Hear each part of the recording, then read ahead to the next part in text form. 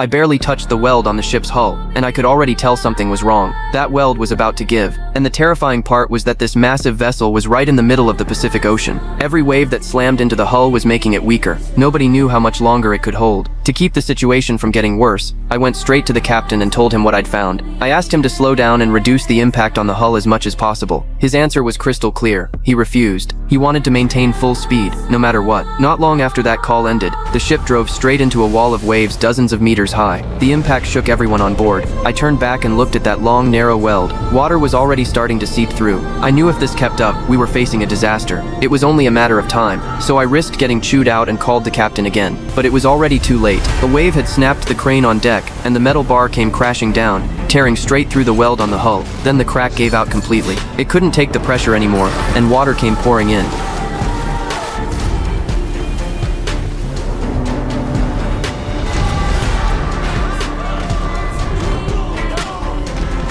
I'd seen this coming, but when it actually happened, I still froze for a moment. Then I snapped out of it. I rushed to the electrical room, cut the power to the freshwater section, and got the water pumps running. Then I sent the experienced deckhand down into the hold to round everyone up. Everyone grabbed whatever tools they could and headed to the engine room to seal the crack. Because if seawater got into the engine's air intake, the tanker would lose power completely. And once that happened, the entire ship would be dead in the water. After I'd handled all that, I tried to reach the bridge at the front of the ship. The phone line was dead. A horrifying thought crossed my mind. I didn't want to follow that thought to its conclusion, but I had no choice. I sent a crew member out into the storm to deliver the report in person. He grabbed a flashlight and stepped out onto the deck. The waves were slamming the ship so hard that it was pitching violently. He had to crouch low and inch his way forward, one step at a time. Finally, he reached what should have been the middle of the ship, but when he looked ahead, what he saw made his legs go weak. The entire bow, nearly 100 meters of it, was gone. All that was left beneath his feet was black, churning ocean.